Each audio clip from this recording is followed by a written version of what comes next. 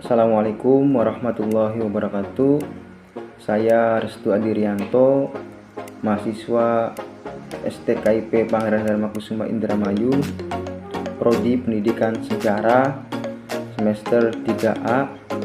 Dalam hal ini saya mau menyampaikan tugas dalam mata kuliah Sejarah Sosial Ekonomi terkait dengan materi kultur stelsel dan land system atau kerja tanam paksa dan sewa tanah. Kultur stelsel sendiri kebijakan tanam paksa yang terjadi pada masa pemerintahan kolonial Belanda, yang mana dinaungi oleh Gubernur Jenderal Johannes van der Bos pada tahun 1830 sampai 1833. Sebelum dilakukan kebijakan kultur stelsel pemerintah kolonial Belanda di bawah naungan Gubernur Jenderal Thomas Stanford Raffles telah menetapkan kebijakan land system atau sewa tanah. Kebijakan ini ditempuh saat Inggris menguasai Hindia Belanda pada tahun 1811 sampai dengan 1816. Namun kebijakan ini dianggap gagal memenuhi kebutuhan karena keuangan pemerintah kolonial saat Hindia Belanda kembali ke Belanda. Ditambah lagi pada tahun 1625 sampai 1825 sampai 1830 terjadi perang Diponegoro yang menyebabkan pemerintah Hindia Belanda mengalami defisit keuangan karena pengeluaran tidak sebanding dengan pemasukan. Selain itu, pelaksanaan sistem tanam paksa di Jawa pada tahun 1830 sampai 1870, hutang Belanda semakin bertambah akibat perang Napoleon atau kegagalan Belanda merebut kembali Belgia. Maka dari itu, untuk mengatasi krisis keuangan,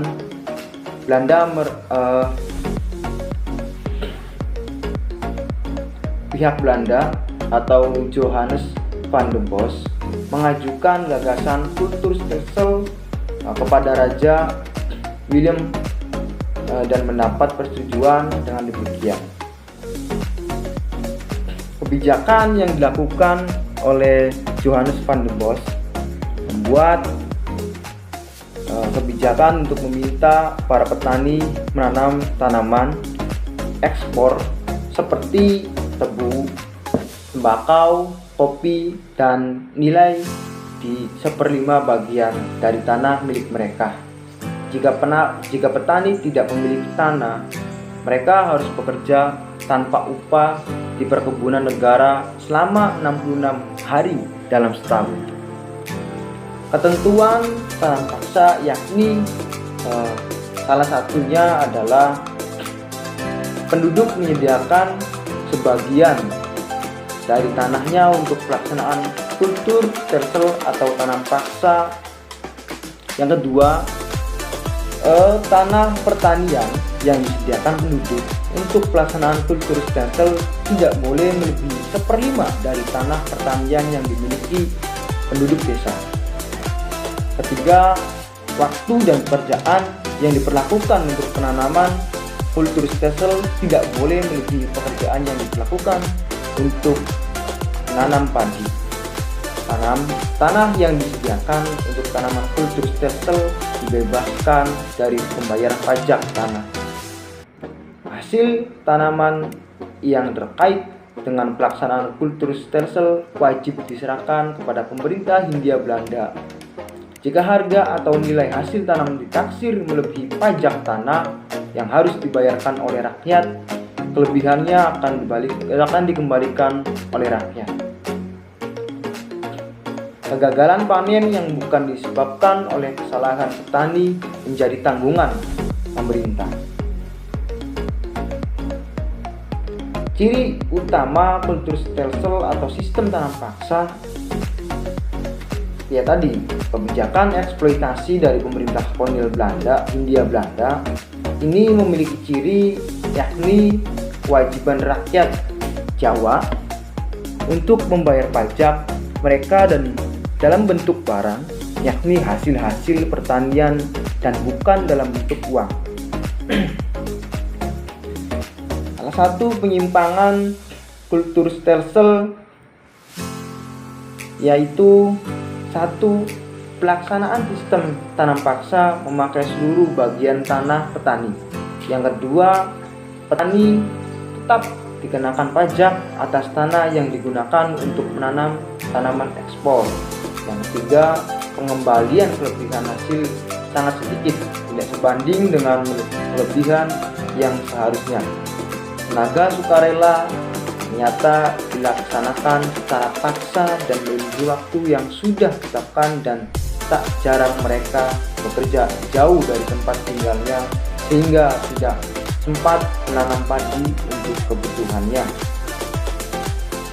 Mereka harus menanggung kebutuhan hidup pemerintah Belanda. Masyarakat tidak hanya mengorbankan harta tapi juga tenaga. Maka itu dinilai sebagai salah satu periode terkelam di sejarah Indonesia. Itu dia penjelasan mengenai kultur stelsel. Secara garis besar, dampak dari kultur stelsel beberapa dari sektor, yakni sektor bidang pertanian, penanaman komoditas di Hindia Belanda menjadi lebih masif dan luas, di antaranya yakni kopi, teh, tebu, dan yang lainnya. Meningkatkan kesadaran pemerintah kolonial untuk meningkatkan produksi beras. Bidang sosial, terjadinya homogenitas sosial dan ekonomi yang berprinsip pada pemertaan dalam pembagian tanah.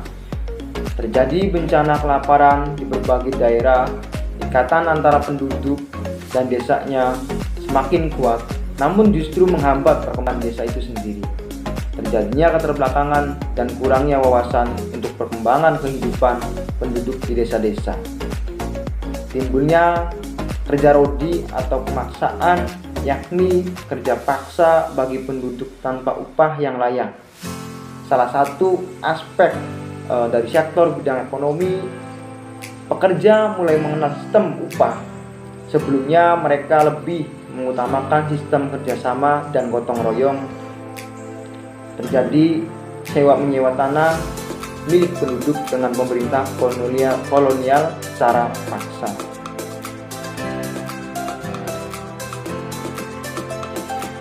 Lanjut ke land system. Land system yakni sistem sewa tanah atau pajak tanah yang dicetuskan oleh Thomas Stamford Raffles. Kebijakan dalam program yang dicanangkan Raffles ini terkait erat dengan pandangannya mengenai status tanah sebagai faktor produksi. Menurut Raffles, pemerintah adalah satu-satunya pemilik tanah yang sah. Oleh karena itu, sudah selayaknya apabila penduduk Jawa menjadi penyewa dengan membayar pajak sewa tanah yang dilolanya. Faktor kegagalan land system atau sewa tanah, yang pertama adalah petani harus menyewa tanah meskipun ia adalah pemilik tanah tersebut. Harga sewa tanah bergantung pada kondisi tanah. Pembayaran sewa tanah dilakukan dengan uang tunai. Penduduk yang tidak memiliki tanah dikenakan pajak kepala. Pelaksanaan sistem sewa tanah atau land rent system seharusnya mengharuskan pajak dipungut secara perorangan, tapi karena kesulitan teknis kemudian dipungut per desa. Jumlah pungutannya disesuaikan dengan jenis dan produktivitas tanah. Hasil sawah kelas 1 dibebani pajak 50%, kelas 2 40%, dan kelas 3 yakni 33%. Sementara Untuk ketegalan kelas 1 40%, kelas 2 33%, dan kelas 3 25%. Beban pajak ini tentu saja sangat memberatkan rakyat. Pajak yang dibayarkan diharapkan berupa uang, tetapi jika terpaksa maka boleh dibayarkan dengan barang, misalnya beras. Pajak yang dibayarkan dengan uang diserahkan kepada kepala desa untuk kemudian disetorkan kantor residen. Sedangkan pajak yang berupa beras dikirimkan ke kantor residen tempat oleh yang bersangkutan atas biaya sendiri. Hal ini maksudkan untuk mengurangi ulah pimpinan setempat yang sering memotong penyerahan hasil panen. Penggagalan sistem sewa tanah. Pelaksanaan sistem tanah diharapkan dapat lebih mengembangkan sistem ekonomi Hindia Belanda. Namun, dalam pelaksanaannya terdapat berbagai kendala yang menyebabkan pemerintah Inggris tidak mendapatkan keuntungan berarti sementara rakyat tetap menderita. Berikut adalah salah satu, yakni faktor-faktor yang menyebabkan kegagalan layering system atau sewa tanah. Budaya yang kebiasaan petani yang sulit diubah, salah satunya kurangnya pengawasan dari pemerintah. Terus salah satu peran kepala desa dan bupati lebih kuat daripada asisten residen yang berasal dari orang-orang Eropa. Kemudian Raffles sangat sulit melepaskan kultur sebagai penjajah. Terjadinya kerja rodi, perbudakan, dan monopoli masih dilaksanakan pada saat zaman Hindia kolonial Belanda. Mungkin itu saja yang bisa saya sampaikan dalam penjelasan materi kultur stelsel dan layering system dalam mata kuliah sejarah sosial ekonomi. Mohon maaf bila mana ada salah-salah kata dari saya, kurang lebihnya mohon maaf. Assalamualaikum warahmatullahi wabarakatuh.